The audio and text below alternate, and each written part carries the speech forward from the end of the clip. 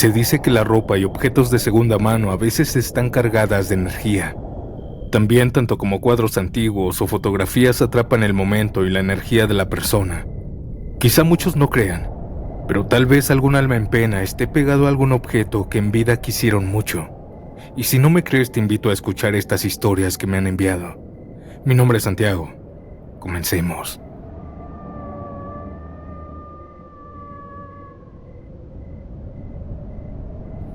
Buenas noches, mi nombre es Julián. Soy de Pamplona, norte de Santander, Colombia. Y quiero contar algo que me sucedió hace algunos años. Se acercaban los fríos de diciembre, como en estas épocas, y yo necesitaba algo abrigador para las noches. Esa ocasión entré a una tienda de ropa de segunda mano y encontré un abrigo negro, grueso, calientito, con buenos bolsillos, quizá un hoyo, pero se arreglaba remendándolo. El forro estaba casi intacto, se notaba de buena calidad, y lo mejor era el precio, $5. Al principio no lo usaba mucho porque mi turno en el trabajo era de 9 de la mañana a 4 de la tarde, y a esas horas todavía no hacía tanto frío. Pero cuando me cambiaron al turno de las 3 de la tarde a 10 de la noche, ese abrigo se convirtió en indispensable. La primera vez que lo llevé puesto en la noche me dirigí a una parada de bus. Recuerdo que eran casi las 10:30 y la calle estaba tranquila. Iba caminando normal, pero noté algo extraño. Las personas que venían de frente se abrían demasiado para dejarme pasar, como si necesitaran mucho espacio. Algunos incluso se cruzaban a la otra orilla de la acera. Me pareció raro, pero lo dejé pasar. Unos días después, al salir del trabajo, me encontré a un amigo. Siempre que nos cruzábamos se detenía a charlar, aunque fuera 5 minutos. Esa vez solo levantó la mano, me saludó rápido y siguió de largo. Más tarde le mandé un mensaje y le pregunté por qué no se había detenido. Su respuesta fue esta: «Parce, es que ibas acompañado y no quise interrumpir». Yo iba completamente solo. La semana siguiente, un sábado por la tarde, me pasó algo parecido. Iba rumbo a la tienda a comprar algunas cosas que me pidió mi mujer, cuando escuché que alguien me llamaba. Era Mirna, una amiga de años. Me saludó sonriente, pero igual que el otro, estaba rara, como apurada. Apenas hablamos un par de frases y se fue rápido. Esa noche me escribió por mensaje: «Julián, te saludé rápido porque pensé que tu jefe se iba a enojar. No quería incomodar». Le pregunté sorprendido con quién supuestamente me había visto y me respondió: «Con un hombre mayor, canoso, robusto, más bajito que tú, vestido todo de negro y con un abrigo igualito al tuyo. Caminaba justo a tu lado, serio, con cara de bravo. Por eso me dio nervios». Se me revolvió el estómago al leer esto. Era la misma descripción que me había dado mi amigo. Y a partir de ahí ya no hubo excepciones. Cualquier conocido con el que me cruzara decía lo mismo, que me habían visto acompañado por este hombre. Nadie se detenía a hablarme, apenas me saludaban y seguían de largo, como si la presencia de aquel señor me estuviera siguiendo. Lo más fuerte fue con mi esposa. Una noche olvidé mis llaves y la llamé para que me esperara en la puerta. Cuando llegué a la calle de la casa, ella estaba afuera mirándome venir. Antes de alcanzarla, pasé primero a la tiendita de la esquina para comprar de cenar. Cuando salí y caminé hacia la casa, noté que ya no estaba en la puerta.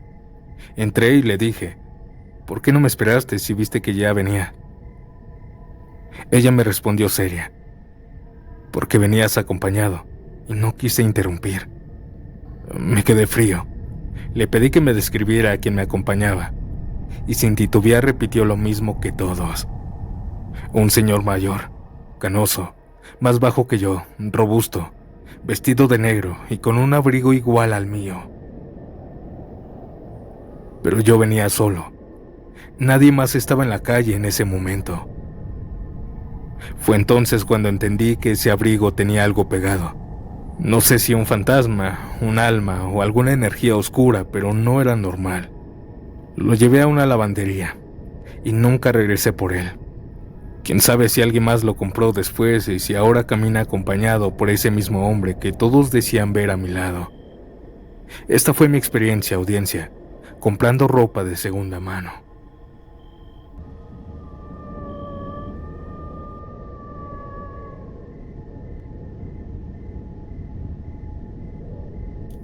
Me llamo Laura y quiero contar algo que vivimos cuando mi hija tenía 6 años de edad.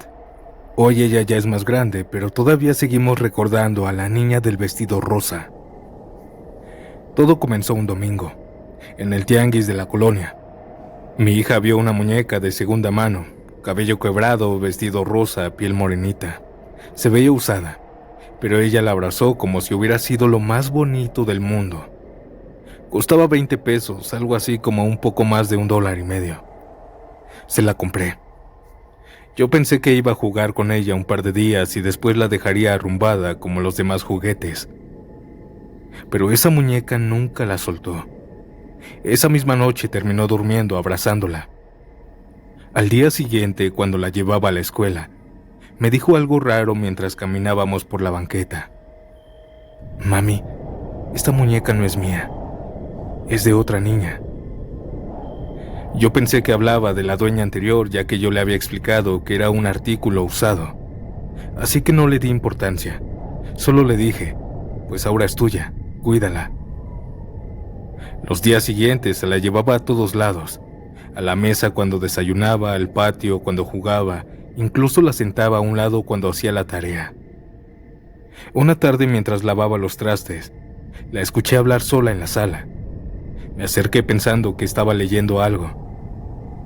Pero ella volteó a verme y la oí decir: es de una niña que no conozco, pero me habla. Me asombré. No quise interrumpir su imaginación, pero al día siguiente de camino a la escuela me soltó con total calma. Mami, la niña se llama Rebeca. Es morenita y tiene un vestido rosa como este, señalando su muñeca. Me limité a sentir, aliviada de que ella solo estaba imaginando a la muñeca hecha persona. Cosa que no fue así. Semanas después comenzaron los ruidos. Una madrugada me despertaron pasos pequeños corriendo por el pasillo. Me levanté molesta pensando que mi hija se había levantado a jugar, pero al abrir su puerta la encontré profundamente dormida, abrazando la muñeca. Otra tarde, mientras veía la tele, escuché pisadas rápidas detrás de mí. Revisé, pero mi hija estaba sentada en el patio. Se veía por la ventana. Salí y le dije que si ella había entrado corriendo, pero me dijo que no, que tal vez había sido Rebeca, pues ella estaba adentro. Le dije que ya dejara de decir eso, pero siguió jugando. Una mañana alrededor de las 11, mientras lavaba los trastes, escuché una risita. Al principio pensé que eran los hijos de los vecinos, pero cuando subí las escaleras para hacer limpieza en el cuarto de mi hija, quien estaba en la escuela en esos momentos, la escuché de nuevo. Era Clara, proveniente del cuarto de mi hija. Abrí la puerta, pero estaba vacío. Lo que más me inquietaba era que esas risas sonaban como de una niña viva. Mi hija hablaba cada vez más de ella. Decía que se llamaba Rebeca, que tenía el cabello quebradito y que siempre sonreía, y que era muy divertida. Hasta que una tarde, mientras jugaba, me acerqué para conocer mejor a aquella amiga imaginaria. Me dijo todo lo mencionado, pero otra cosa me asustó. Me dijo con total seriedad que Rebeca no tenía piecitos. Fue la primera vez que sentí un miedo real. Con el tiempo la relación se volvió más fuerte. Desde la cocina la escuchaba discutir como si hubiera alguien más en la habitación. Ya, Rebeca, déjame tantito, hago mi tarea. Y luego silencio, como si realmente esperara una respuesta. Preocupados, mi esposo y yo decidimos comprarle más juguetes, muñecas nuevas, más bonitas, peluches, un coche de pilas y hasta un teclado musical, pensando que así se olvidaría de la muñeca del tianguis. Pero no funcionó. Jugaba un rato con ellos y siempre terminaba regresando a la muñeca vieja. Lo peor fue que esos juguetes empezaron a encenderse solos. El coche avanzaba por el pasillo mientras yo barría. Siempre salía de la habitación de mi hija. El teclado tocaba melodías de 2 o 3 teclas máximo por la madrugada. Mi hija decía que Rebeca estaba ahí. Más de una vez los encontré funcionando aunque mi hija estaba en la escuela. Una noche cerca de las 4 de la mañana, me despertó la voz de mi hija. Desde el pasillo escuché claramente que decía: «No, Rebeca, yo quiero dormir, mañana jugamos, algo molesta». Me quedé paralizada, me levanté y me quedé junto a la puerta. Era como si realmente estuviera discutiendo con alguien. Desperté a mi esposo y le pedí que fuera a revisar. Entró al cuarto y la encontró ahí acostada, abrazando la muñeca. Al salir murmuró molesto, otra vez con su amiga imaginaria, que según la despierta para jugar. Yo no le contesté, pero en el fondo sabía que aquello no era un juego simple de su mente. Yo seguía con mi rutina normal: lavar ropa, tenderla en el patio, preparar la comida, ir por ella. Pero cada vez más cosas me hacían sentir observada. El televisor se subía o bajaba de volumen solo. Se caían cosas de la nada, aun cuando estaban bien acomodadas. Una mañana, mientras trapeaba la sala, escuché clarito una voz detrás de mí. Me susurró mamá. Me detuve de golpe. Estaba sola. Me engañé pensando que era solo mi imaginación, o que había recordado a mi hija. Al escuchar a mi hija hablar de Rebeca me daba miedo. Pero mi hija comenzó a mostrar cariño, un cariño especial por Rebeca. Ya no solo hablaba con ella, empezó a compartir. Cuando le compraba dulces en la tienda, apartaba uno con cuidado y lo ponía en su buró. «Es para Rebeca», decía sonriendo. Al principio fue una vez. Luego, cada vez que tenía dulces, un mazapán, un chocolate, una paleta, siempre apartaba uno, o me pedía 2. Un día, desesperada, le pedí a mi esposo que me acompañara con una medium que nos recomendaron. Ella vino a la casa con velas, hierbas y copal. Recorrió los cuartos y se detuvo en el de mi hija. Cabe aclarar que nunca le dijimos nada, solo le habíamos dicho que hiciera una limpia. Pero ella nos dijo algo. «Aquí hay una presencia. Es una niña. No quiere irse». Le preguntamos si era peligrosa. Ella respondió: «No, ella es buena, pero está muy aferrada a su hija. Mientras su hija la acepte, seguirá aquí».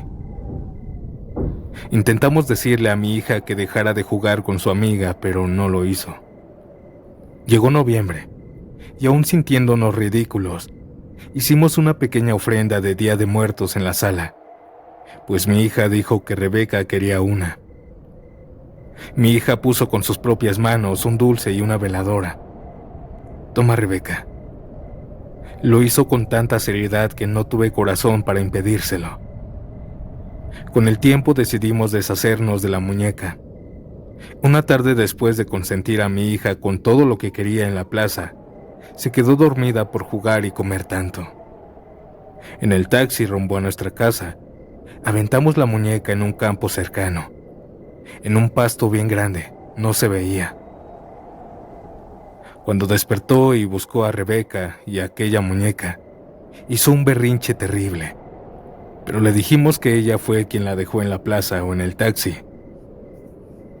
Sin embargo, eso no es todo. Cada vez que pasábamos por ahí, por aquel campo, mi hija me decía tranquila: «Ahí está mi amiga, mamá, me está saludando». Con los años mi hija fue creciendo. Poco a poco dejó de hablar de Rebeca. Dejó de ponerle dulces aparte. Pero nunca se olvidó del todo. Hasta hoy, cada 1 de noviembre insiste en poner una ofrenda, una veladora y un dulce a Rebeca. Yo no sé si realmente había algo en esa muñeca, o si fue pura imaginación infantil, aunque esta última lo dudo mucho.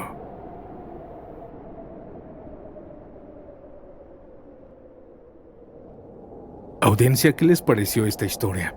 No cabe duda que a veces es posible que las cosas que han querido en vida otras personas, incluyendo niños, pueden seguirlas aún después de la muerte.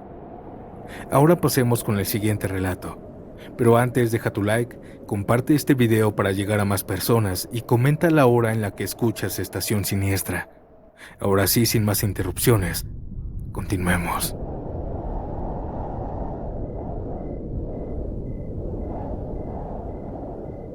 Mi nombre es Andrea y soy de un municipio de Tabasco. Quiero contarles lo que me sucedió con un cuadro que compré hace unos años atrás. Era septiembre y el clima ya estaba frío. Pasando por una tienda de antigüedades encontré una pintura que me llamó mucho la atención. Era una acuarela de estilo antiguo, como medieval. En el centro estaba pintado una pareja de ancianos, los dos muy delgados, de piel pálida, apoyados en bastones improvisados con ramas. El hombre llevaba una capa oscura, la mujer un vestido largo, grisáceo. Sus rostros eran inexpresivos, miradas fijas. Y atrás de ellos un paisaje hermoso, montañoso, verde, con cabañas. Me costó apenas 200 pesos. Me pareció bastante barato, pues la calidad parecía buena y sería una buena decoración en mi pared. Le daría carácter a la sala. Lo colgué en la pared principal, justo al frente del sofá. Al principio solo era un cuadro extraño, pero pronto la atmósfera de la sala empezó a sentirse diferente. Cuando mi esposo y yo veíamos películas, teníamos la sensación de que alguien más estaba ahí con nosotros, como si la sala ya no fuera solo nuestra. A veces el cuadro aparecía torcido y otras veces lo encontré volteado, como si alguien lo hubiera movido. Le preguntaba a mi esposo, pero él decía que no era quien lo hacía. Cada vez era más fuerte la sensación de que los ancianos nos seguían con la mirada al caminar por la sala.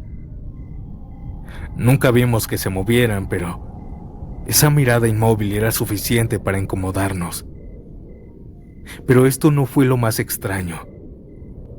Lo extraño fue que los vecinos comenzaron a hacer comentarios. Una noche al regresar de la tienda, mi vecina me preguntó en tono casual: ¿quiénes son los viejitos que se asoman siempre por la ventana vecina? Me quedé confundida. No teníamos a nadie mayor viviendo con nosotros. Otro vecino, unos días después, me dijo mientras barría la banqueta: Doña Andrea, anoche vi a 2 personas en la azotea de su casa. Eran unos ancianitos muy blancos, parados, quietecitos, mirando a la calle. Yo hasta pensé que eran sus abuelitos, pero no se movía nada.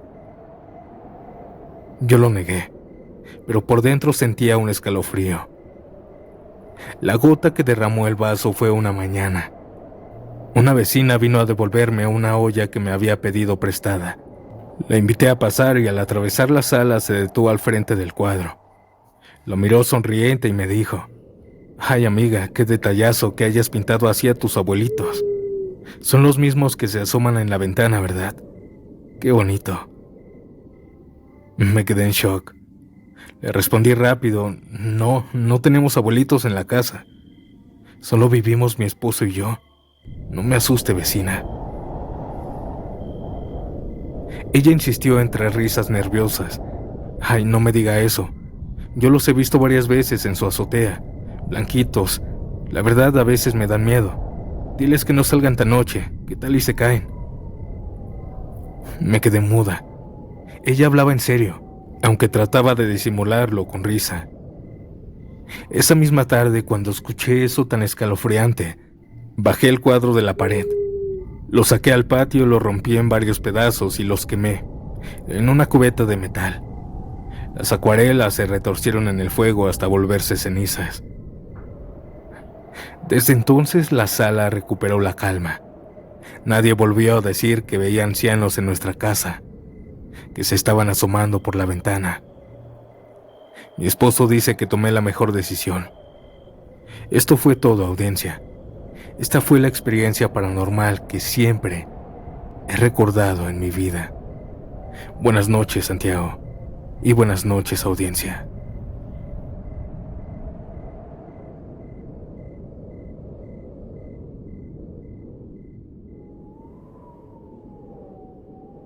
Me llamo Jerry. Soy de Tula Hidalgo y quiero contar algo que me pasó con unas fotografías antiguas que compré sin pensar mucho. Una tarde de miércoles, mi día de descanso, paseando por el centro encontré un puesto de antigüedades. Ahí había de todo, entre relojes y radios de los 90. Había un sobre lleno de fotos viejas. Me llamó la atención porque parecían de los años 60, 50. Retratos en sepia, gente posando en reuniones familiares, fiestas, bautizos. El vendedor me dijo que podía llevármelas todas por 150 pesos. Yo siempre he sido curioso con esas cosas, así que la compré. Cuando llegué a casa las puse en la mesa y empecé a revisarlas una por una. Lo raro fue que aunque eran fotos distintas, varias tenían la misma casa de fondo. Una fachada blanca con ventanas en arco y una reja de hierro. No era nada del otro mundo, pero me parecía curioso. Esa noche dejé de verlas y comencé a preparar mi comida para el día siguiente. Mientras cenaba solo, escuché un leve golpecito en la mesa. Una de las fotografías que había dejado apilada se había deslizado hacia mí. Era como si alguien la hubiera empujado. Era una imagen de un grupo de personas en una boda, todos sonriendo menos un hombre al fondo, desenfocado, que parecía estar mirando directamente a la cámara. Los días siguientes me pasó algo aún más extraño, pues cada vez que revisaba las fotos, notaba cambios pequeños. En una aparecía una sombra que antes no debía estar ahí. En otra la expresión de alguien parecía diferente, más seria, o a veces con una sonrisa que no estaba. Pensé que era mi imaginación, así que las guardé en un cajón.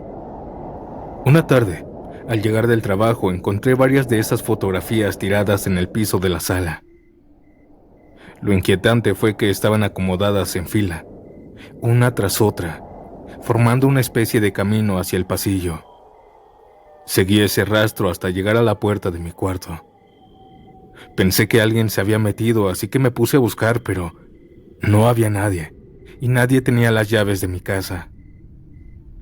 No dormí bien esa noche. Unos días después invité a mi hermana a la casa, sin decirle nada. Le mostré las fotos y ella las vio rápido.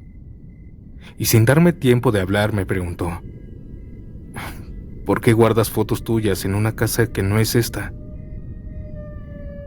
Yo me quedé confundido. Le expliqué que yo no conocía a esa gente ni a esa casa, y que ahí ni siquiera había nacido. Entonces me señaló una foto en particular. Era un grupo de personas en una sala, y en el reflejo de un espejo, juraba que salía yo, parado detrás de ellos. Ella me decía: aquí estás, aquí, fíjate bien, pero no se veía nada. Seguí conservándolas como colección, pero cada vez que las agarraba, juro que aquellas personas cambiaban de expresión. Desde ahí ya no pude soportarlo. Esa misma noche recogí todas las fotos, las metí en una bolsa y las dejé en el contenedor de basura de la esquina. Quise olvidarlo, pero los pocos días revisando y haciendo limpieza saqué algunas cosas de la parte de arriba del ropero. Y ahí, en ese lugar donde yo no había guardado nada por meses, encontré una de esas fotografías. Una fotografía que tenía una familia sentada en sillas de madera, pero todos parecían borrosos de la cara. Al verla pude sentir miedo, náuseas y temblor en mi cuerpo. Ni siquiera pude mirarla nuevamente. La saqué, la hice bola y la aventé a la calle. No sé si alguien recogió ese sobre, pero algo me dice que esas fotos buscan quedarse con alguien. O que tal vez esa familia estaba maldita.